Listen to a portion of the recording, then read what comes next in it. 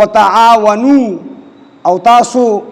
امداد کوئ د یو بل علی البر پنیکې باندې والتقوا او تقوا باندې یعنی پنیکې او د تقوا په کارونو کې د یو بل مدد کوئ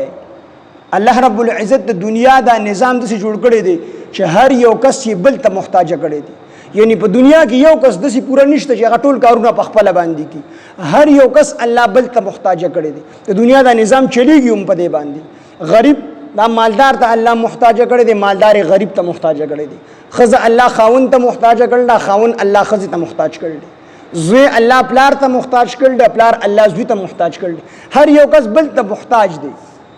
دا یو نوڼۍ چې پیدا کېږي په دې باندې څومره خلک کار کوي نو خامخا یو کس داسې نشته په دنیا کې چې دی هر یو کار په خپله باندې کوي نو الله دلته وفرمیل وتعاونوا تاسو امداد کوئ تاسو مدد کوئ د یو بل علی البر د نیکۍ په کارونو کې والتقوا او د تقوا په کارونو کې یعنی د خیر په کارونو کې د یو بل مدد کوئ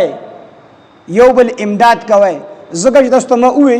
چې یو کس الله داسې پوره نه دی پیدا کړی چې هغه ټول کار کولی شي بعضې کس په یو کار کې بعضې په بل کې د یو بل مدد به خامخا جوړېږي او چې کله د یو بل مدد کې د دې سره به مینه او محبت جوړېږي د دې سره به قومیت جوړېږي قوم به جوړېږي او دنیا کې دوه قومونه دي یا مسلمان دي یا کافر دي انما المسلمون اخوة مسلمانان ټول رونه دي مسلمانان رونه دي نو دوه قوم دي یا مسلمانان دي یا کافران دي ابو جهل او ابو لهب د نبی علیه السلام خپل تر دی خو هغه ورور نه دی ګرځولی او بلال حبشي رضی الله عنه د حبشې نه راغلی دی هغه نبی علیه السلام د خپل ځان سره ساتلی نو دوه قومونه دي دې سره بیا قومیت جوړېږي نو د یو بل مدد دا په خیر په کارونو کې کول پکاري وتعاونوا تاسو مدد کوئ د یو بل علی البر والتقوا د نیکۍ او د تقوا په کارونو کې ولا تعاونوا او تاسو امداد مکوئ علی الاثم د یو بل علی الاثم د ګناه په کار کې والعدوان او د ظلم په کار کې د ظلم او د ګناه په کار کې به د یو بل مدد نه کوي داسې نه چې سړی غلال روان دی او ته چې زه ستا مدد کوم زه د سره هم ځم یو سړی ته چې قتل پسې روان دی او ته ورته وایې چې زم تاسو ځم چې پلانګې د سره قتل کړم نو الله د دې نه منع کړی دی بلکې نبی علیه السلام حدیث مبارک کې فرمایي تاسو د خپل رور مسلمان مدد وکئ د خپل رور مسلمان مدد وکئ کو هغه ظالمي او کو مظلومي کو هغه ظالمي او کو مظلومي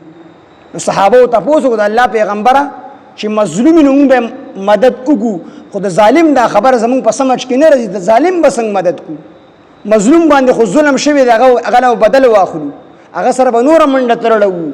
خدا ظالم چې ظالم د سره به څنګه مدد کو نبی علیه السلام او فرمایل د ظالم سره مدد دادی چې دې کله ظلم کوي د لاس اونې سره د ظلم نه منکه د ظالم سره مدد دی